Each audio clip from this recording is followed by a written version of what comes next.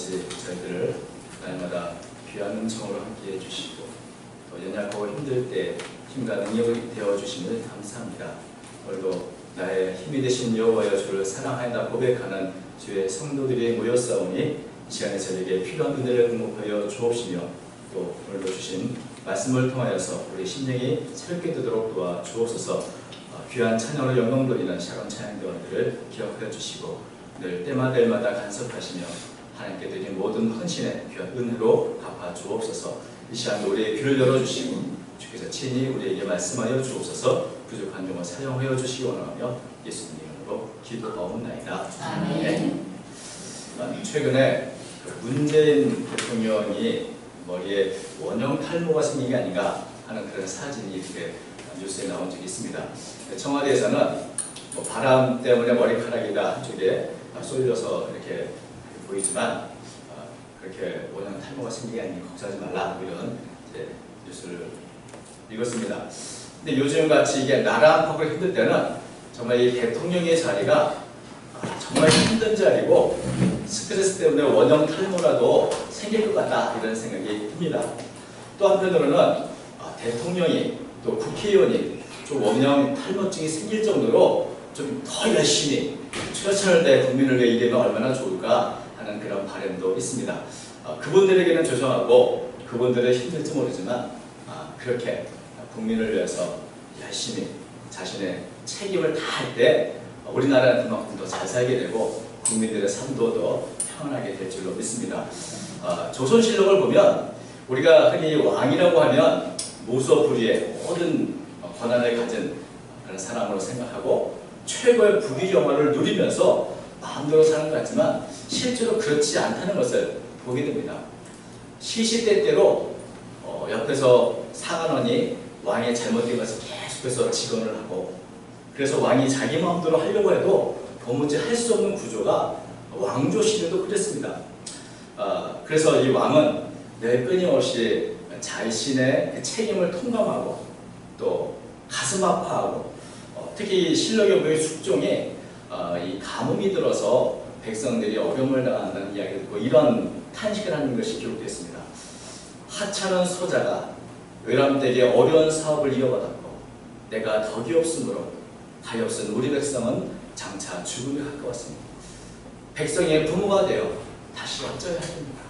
이 참 숙종하면 이 장일이만 이게 생각이 나는데 왕이 되고 5년쯤 되었을 때 나라의 부모로서 내가 이 국민들의 그 아픔을 보면서 참 어찌할지 모르겠다. 이 참 외람되게 이 그런 사업을 내가 맡아서 참 심지어는 죽고 싶으나 죽을 수 없다. 뭐 이런 고백도 있는 것을 보게 됩니다. 그러니까 한 나라가 임금이 되어서 자신의 책임을 이렇게 통감하는 그런 임금이 있다는 것은 그 나라의 복일 것입니다. 그러나 우리나라는 또 우리 조선시로 보면 아주 악독한 폭군을 제어하고는 다 이런 자신의 부덕을 고백하고 백성을 다 안타깝게 여기는 그런 임금들이 많았음이 참 우리나라의 복이라는 생각도 하게 됩니다. 성경에는 근심하지 말라. 이 말씀 우리가 너무나 잘 알고 있습니다. 그러나 이 근심하지 말라는 이 말씀 중에서도 어찌 보면 자기 자신의 어떤 이익을 위해서 염려하지 말라. 무엇을 먹을까? 무엇을 마실까? 무엇을 입을까? 이런 염려하지 말라는 것이지 내 책임을 어쩌면 잘할까? 뭐 이런 염려하는 것에 대해서 염려하지 말라는 말은 아니실 것입니다. 어찌 보면 사도 바울도 서신서에 보면은 성도들에게 아무것도 염려하지 말고 오직 기도와 간구로 너희 구할 것을 감사함으로 하는 게 아니라 이런 말도 있고 항상 기뻐하라 이렇게 성도들을 권고하지만 바울 자신은 늘 염려와 근심 속에 살았다는 것을 우리가 보게 됩니다. 고린도후서 11장 24절부터 30절을 보면은 자신이 지금까지 겪어왔던 여러 고난들, 고통들을 이렇게 쭉 열거하고 있는데 그것을 보면 뭐 수많은 채찍도 맞고 죽을 뻔한 고비를 여러 번 넘기고 여러 위험 속에서 복음을 전하기 위해서 자지도 못하고 줄이기도 하고 목마르고 굶고 헐벗었던 그런 과거의 일을 쭉 열거하고 있습니다. 그런데 사도 바울은 이런 어떤 고난이나 고통에 대해서는 뭐 염려하거나 근심한 적이 없습니다. 어쩌면 내가 비천에 처할 줄도 알고 내가 풍부히 처할 줄 안다. 내가 그 모든 것을 일체의 비결을 배웠다. 이런 고백을 하는 바울이지만 정말로 사도 바울은 이런 자신의 어떤 고난 때문에 걱정하거나 근심하는 것이 아니라 오히려 날마다 자기 자신을 누르는 것이 있는데 그것이 바로 모든 교회를 한 것이다. 이렇게 고백합니다. 11장 28절의 그 고난의 그 열거된 그 마지막에 이렇게 기록합니다. 이 외유를 고사하고 아직도 날마다 내 속에 눌리는 일이 있으니 곧 모든 교회를 위하여 염려하는 것이다. 예전에 저희 어머님은 가지 많은 나무에 가람자리가 없다. 이 자녀들 때문에 늘 이 문제 해결되면 저 문제 때문에 참 노심초사를 하셨는데 사도 바울은 바로 그런 마음이죠. 본인이 사랑하고 섬기고 세웠던 교회들 그 성도를 생각하면 하루도 그냥 넘어가는 일이 없이 늘 근심으로 늘 염려로 참 연약한 성도들은 어떻게 하면 이 거짓 교세 혹시 미혹되지는 않을까.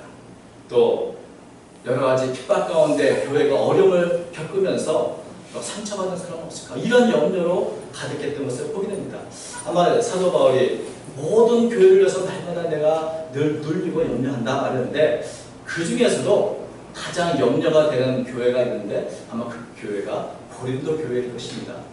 아시는 것처럼 고린도 교회는 사도 바울이 오랫동안 사역한 교회고 친히 세운 교회지만 문제가 많은 교회로 알려져 있습니다.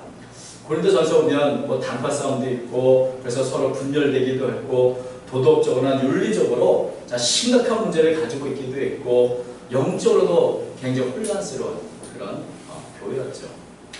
그래서 이 바울은 고린도전서를 쓰고 난 이후에 직접 이 고린도 문제를 위태로운 이 교회를 회복하기 위해서 고린도를 방문한 적이 있습니다. 그런데 그 고린도 교회에서 바울은 오히려 냉대와 무관심과 어려움을 겪게 됩니다.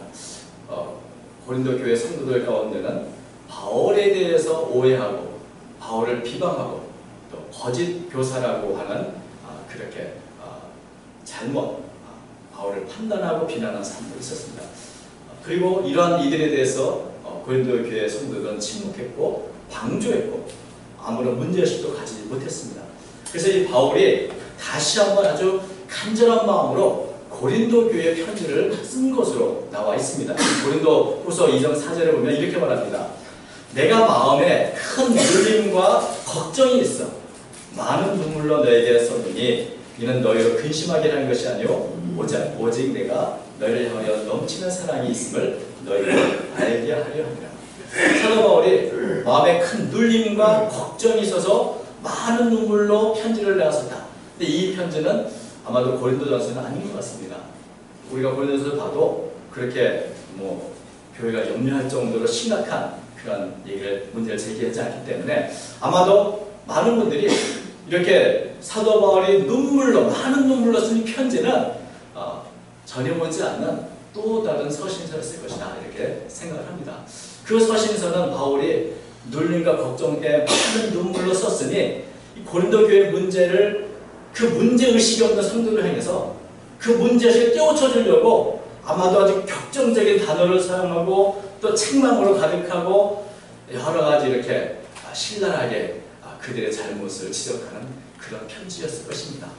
그래서 아마도 이 편지를 보내면서 이것을 통해서 회복되기를 바라는 마음이 있고 또 한편으로는 이 편지를 받고 고린도 교회 성도들이 어떻게 될까 하는 아주 궁금함도 있었을 것입니다. 사도 바울은 이 편지를 보낸 이유는 너희를 알고 근심하게 하려는 것이 아니라 내가 너희를 얼마나 사랑하는지 그 사랑이 있음을 너희로 알게 하려 합니다. 이렇게 말하고 있습니다. 정말 내가 사랑하기 때문에 너희를 위해서 염려하기 때문에 이런 글을 보내지 않을 수 없다. 이런 표현을 한 것입니다. 그래서 이 편지가 고린도 교회가 회복되거나 성도들이 자기의 문제의식을 깨닫고 돌이키면서 바울과 참 화해의 모습으로 또 하나님 앞에서 고린도 교회가 회복되기를 바랐던 것입니다. 바울은 이 편지를 이제 디도를 보냈는데 보내고 나서 마음이 편하지가 않습니다. 저도 최근에 우리 자녀들이 잘못해서 이렇게 야단을 치고 그러면 야단을 치는 부모 마음은 편합니까? 그렇지 않죠. 예전에 우리 둘째 딸이 야단 치면서 이렇게 매를 들었습니다. 그러면서 말했습니다. 야, 내가 너를 이렇게 때리지만 이 때리는 엄마, 아빠 마음은 얼마나 아픈지 알아? 그랬더니 그 둘째 딸이 그래요. 저는 차라리 마음이 아픈 게 낫겠어요. 매를 맞는 것보다 차라리. 그러나 사실 매를 맞는 게 낫지 부모 마음도 사실 편하지 않고 아픈 법입니다. 그런 면에서 사도 바울도 신랄하게 이 편지를 보냈으나 마음이 편하지 않은데 마침 이제 고린도 교회에서 기도가 돌아왔습니다. 그리고 전해진 소식이 바울이 보낸 그 편지를 받고 그 성도들이 굉장히 아파했지만 돌이켰다는 것을 말해줍니다. 그들이 바울에게 자신의 잘못한 것들, 하나님의 잘못한 것을 깨닫고 회개하고, 그래서 이 편지를 가져온 디도를 위로해주고, 그래서 디도는 이러한 참 고린도 교회 성도의 그 사랑에 힘입어서 돌아와서 바울에게 이런 소식과 함께 바울을 또 위로해줍니다. 그러니까 그 소식을 듣고 바울이 얼마나 기뻐했겠습니까? 그 디도가 전해진 소식과 디도의 위로가 마치 하나님의 위로처럼 느껴졌습니다. 그래서 오늘 이제 우리 일제 나눴습니다. 그 앞에 보면 5절부터 7절에 이것입니다. 고린도서 7장 5절부터 7절. 우리가 마게도냐에 이를 때도 우리의 육체가 사방으로 환난을 당하여 밖으로 나타며 안으로는 두려움이다. 그러나 낙심한 자를 위로하시는 하나님이 디도가 옴으로 우리를 위로하셨으니 그가 온 것뿐 아니요 오직 그가 너희에게서 받은 그 위로로 위로하고 너희의 사모함과 애통함과 나를 위하여 열심히 있는 것을 우리에게 보감으로 나를 더 기쁘게 하였느니라. 그러니까 사도 바울은 편지를 써 보내고 나서 내가 너무 강하게 이 편지를 써서 성도들 마음을 아프게 한 것은 아닌가. 그들이 이 편지를 받고 실망하거나 낙담하는 것 같을까. 내가 조금 더 참아했던 것은 아닐까. 뭐 여러 면에서 이 편지를 보내고 나서 노심초사하고 때로는 후회를 했습니다. 내가 괜히 보냈다. 그런데 이 디도의 소식을 듣고 보니 내가 보낸 것이 사실 잘한 거구나 하면서 깨닫는 것을 말해주고 있습니다. 8절부터 9절 보면 사도 바울이 아주 자신의 마음을 그대로 이렇게 표현하고 있습니다. 그러므로 내가 편지를 너에게 근심하게 한 것을 후회하였으나 지금은 후회하지 않냐면 그 편지가 너희로 잠시만 근심하게 한 줄을 아니라 내가 지금 기뻐하면 너희로 근심하게 한 까닭이 아니요 도리어 너희가 근심함으로 회개함에 이른 까닭이라. 내가 하나님의 뜻대로 근심하게 된 것은 우리에게서 아무 해도 받지 않게 하려 합니다. 사도 바울은 이 편지를 보면서 참 자신의 있는 생각 그대로 나타내는 사람이라 하는 것을 우리가 보게 됩니다. 자기 마음을 감추지 않고 화나면 화난 대로, 후회하면 후회한 대로, 자기가 잘하면 잘한 것대로, 못하면 못한 것대로 이렇게 다 드러내는 그런 분이구나 하는 것을 알게 됩니다. 모든 사람 앞에 자기 마음을 그대로 드러내는 이 투명한 사람인데 그 투명한 바울이기 때문에 아마도 이런 거짓 없는 이 바울의 마음이 고린도 성도들에게 전해졌을 거라 생각이 듭니다. 바울은 자신의 편지 때문에 너희들이 잠시 걱정하고 근심했지만 그러나 회개하겠다. 신앙적으로 더 성숙하겠다. 회복되었다. 이런 말을 듣고 내가 편지 보낸 것을 이제는 후회하지 않는다. 오히려 잘했다고 생각한다고 말을 하고 있습니다. 그리고 고린도 교회 성도들이 자신의 편지 때문에 근심하게 된 것은 바로 하나님께서 하신 것이다. 하나님의 뜻대로 하는 근심을 너희가 한 것이다. 이런 말을 하게 된 것입니다. 나로 인해서 너희들이 근심했으나 그것은 사실은 하나님께서 이런 근심을 통해서 너희를 회복시키려 하신 것이다. 그래서 그 근심이 고린도 교회에게나 바울에게도 유익한 결과가 됐다는 것을 말해주고 있습니다. 여러분, 근심이라는 게 뭡니까? 이게 고민하는 겁니다. 이 고민을 해보신 분은 알지만 참 힘들고 괴로운 시간들이죠. 그래서 이 근심하는 것이 대체로는 이게 좋다고 생각되지 않습니다. 그러나 모든 근심이 그렇게 좋지 않은 것이 아니고 때로는 근심하지 않는 게 잘못일 수도 있습니다. 바울은 이 근심에는 두 가지가 있다 이렇게 말합니다. 10절 말씀 보니까 하나님의 뜻대로 하는 근심이 있고 세상 근심이 있다. 하나님의 뜻대로 하는 근심은 후회할 것이 없는 구원에 얘기하는 회개를 잃는 것이고 세상 근심은 사망을 잃는 것이다. 근심에는 두 가지가 있는데 하나님의 뜻대로 하는 근심이 있다는 겁니다. 하나님의 뜻대로 하는 근심이란 하나님을 바라보며 하나님의 마음으로 하는 근심이겠죠. 하나님의 시각으로 내 자신과 내 이웃을 보면서 하게 된 근심이겠죠. 하나님의 인도하심 속에서 정말 이렇게 해서는 안 된다는 그런 문제의식을 갖는 그런 근심인 것입니다. 그래서 어떤 분은 이런 하나님의 뜻대로 하는 근심에 대해서 거룩한 근심이다, 신령한 근심이다 이렇게 이름 짓기도 했습니다. 하나님 앞에서 내 삶이 어떠하고 나의 지금의 모습이 어떠한가 그렇게 보고 나니 이렇게 해서는 안 되겠다는 그 문제의식을 갖는 근심, 하나님의 시각으로 나와 내 삶을 볼 때 갖게 되는 이런 문제의식은 결코 나쁜 것이 아닌 것입니다. 이런 근심은 베드로의 설교를 들은 5,000명, 3,000명의 군중들이 자신의 죄를 깨닫고 아파하면서 그러면 형제가 내가 어찌할꼬 했던 그런 근심인 것입니다. 돈과 지위와 명예를 다 가진 한 젊은이가 예수님께 나와서 내가 어떻게 하면 영생을 얻겠나이까 물을 때 예수님께서는 네가 가진 재산을 다 팔아서 가난한 자에게 주어 넣은 다르다 이렇게 말했습니다. 지금까지는 모든 계명을 잘 지켜왔다고 하는 이 젊은이, 그리고 돈도 명예도 지위도 있는 이 젊은이가 그때부터 근심하기 시작하며 돌아간다.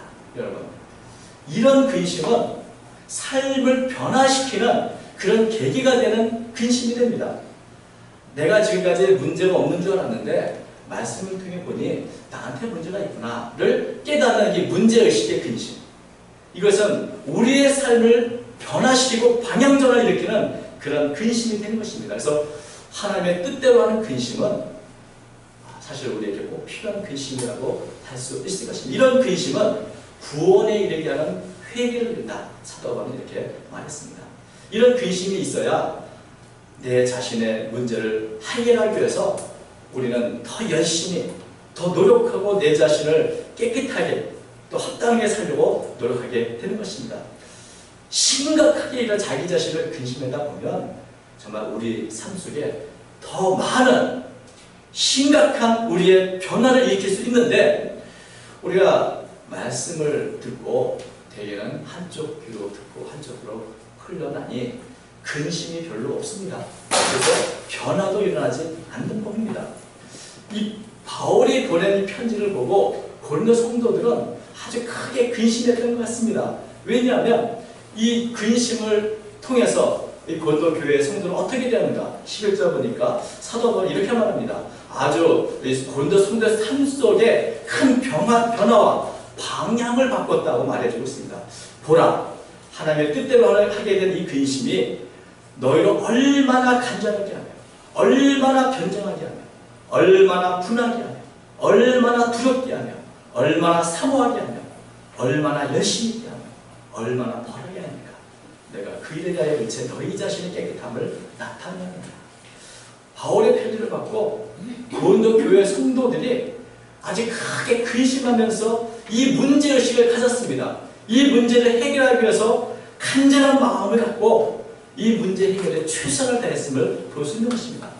본래는 무덤덤했던 사람들이고 무관심했던 사람이 사도 바울의 편지를 통해서 심각하게 자신들의 문제를 돌아볼 수 있었고, 열정적으로 자신의 신앙과 삶과 교회를 돌아보게 되었던 것입니다. 그래서 자신의 삶이나 행동에 대해서 간절한 마음으로 변호하고 잘못한 것에 대해서는 분노를 가지고 교회를 어지럽히는 이들에 대한 의로운 분노를 나타내고, 때로는 그 교회의 모습을 다시 회복하기 위해서 문제의식을 갖고 사도 바울에 대한 열심과 또 그들을 향한 경고와 또 벌을 진도함과 이런 여러 일들을 하게 된 것을 보게 된 것입니다. 그래서 이런 고린도 교회의 근심을 통해서 그들은 회개했고 교회가 새롭게 되고 자신들이 새롭게 되고 변화되는 그런 계기를 가질 수 있었습니다. 이 고린도 교회 성도들은 바울과의 관계에 있어서 자신들의 결박을 나타내면서 이렇게 회복되는 한 계기가 되었으므로 바울은 오히려 그것을 기뻐한다고 말해주고 있는 것입니다. 이것이 하나님의 뜻대로 하는 근심의 결과였습니다. 본래 무관심과 영적으로 무관했던 이들이 변화가 되고 하나님의 뜻대로 근심하러 올바른 길을 걸어가게 되었다는 것입니다. 이런 근심은 정말 필요하고 이런 근심이 있어야 우리도 성숙하게 되고 더 성장하게 되는 것입니다. 하나님의 올바로 서기 위해서 늘 자신을 돌아보는 이런 근심이 필요한 것이죠. 중요한 것은 이런 근심을 해야 되는데 이런 근심이 아니라 반대로 세상 근심도 있다는 것입니다. 하나님의 뜻대로 하는 근심이 있다면 그렇지 않은 근심, 하나님의 뜻이 아닌 그럼에도 불구하고 하는 근심, 이 세상 근심이라는 것은 결국 세상을 향한 세상의 기준에 따라서 세상적인 시각에 사는 근심입니다. 다른 사람에게 있는 것이 왜 나에게는 없을까? 나는 무엇을 먹을까? 무엇을 마셔야 될까? 나는 어떻게 살아야 되나 하는 그런 근심보다, 하나님 어떻게 살아가는 근심보다 내가 가지고 있는 유익을 위해서 하는 여러 근심들은 사실 근심의 그 근거는 하나님 믿지 못하는 데서부터 시작되기 때문에 결코 이런 근심을 해서는 안 되는 것입니다. 성경에 보면 근심하지 말라고 말할 때 바로 이런 근심을 하지 말라는 것입니다. 잠언서에 보면 17장 22절에 마음의 즐거움은 양양이라도 심령의 근심은 뼈를 마르게 하느니라, 이런 구절이 있습니다. 여러분, 다이어트 중에서 가장 효과가 빠른 다이어트가 뭔지 아십니까? 제가 해보니까 마음고생이 그 다이어트 중에서 최고입니다.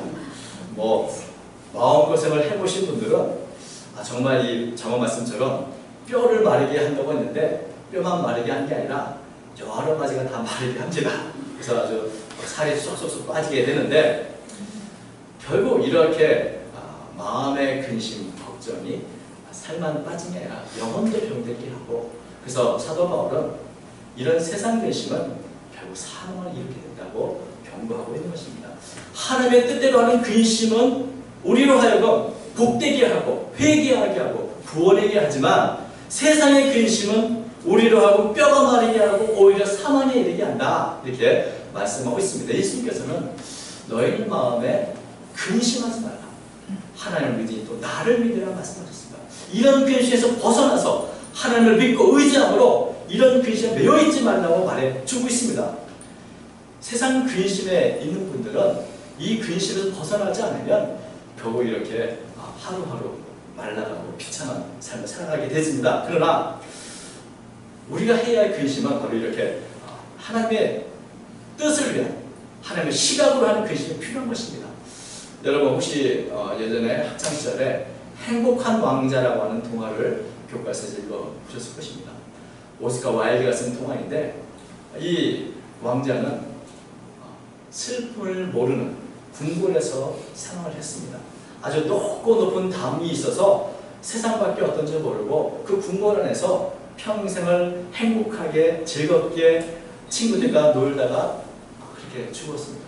많은 사람들이 그를 행복한 왕자라고 불렀고 그를 기념하면서 아주 호화찬란한 동상으로 그 모습을 만들어서 높이 이렇게 동상을 세웠습니다.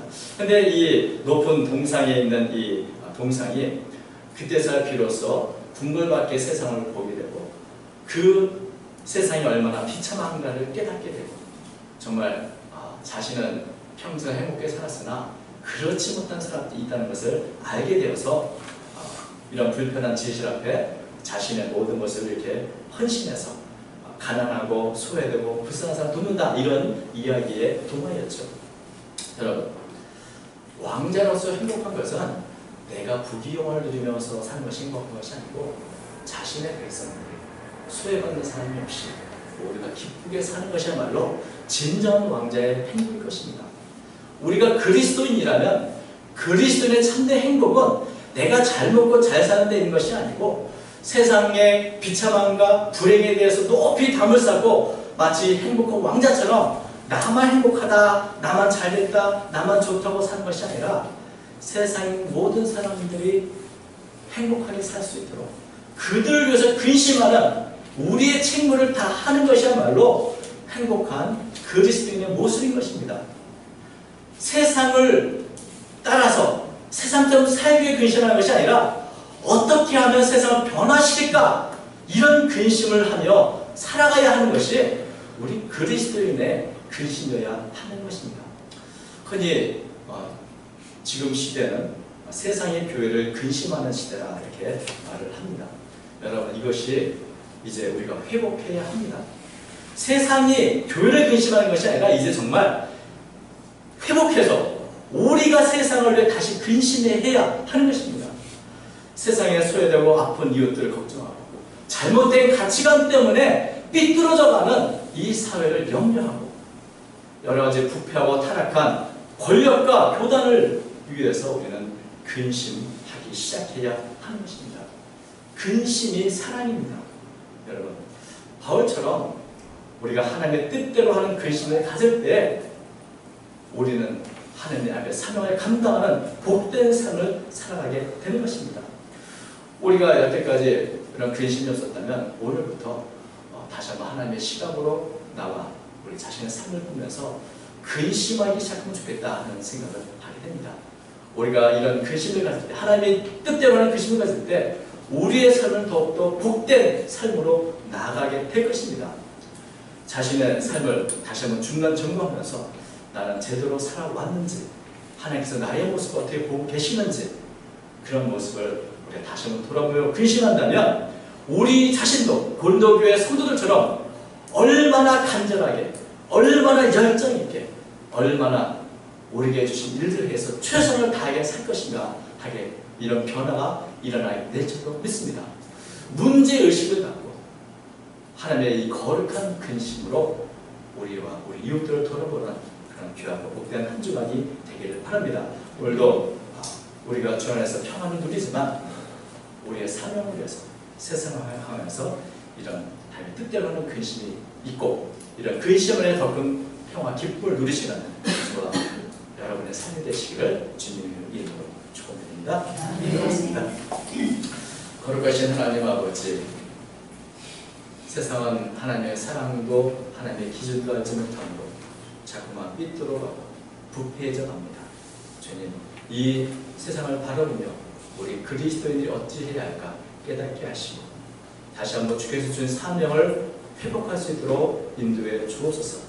온 세상을 위하여 우리가 해야 할 일이 무엇인가 깨닫게 하셔서 기도하게 하시고 열심히 갖게 하시고 하나님의 주신 문제의식 속에서 최선을 다해 우리의 삶을 잘 감당하도록 도와주옵소서. 한 주간을 살아갑니다. 주님 말씀을 붙잡게 하시고 말씀 안에서 우리 자신을 돌아보도록 인도해 주옵시며 여전히 잘못하고 있는 일을 근심으로 기도하는 저희들이 되도록 도와주옵소서. 함께 하시기 원합니다. 오늘 살아계신 예수님의 이름으로 간절히 기도합니다.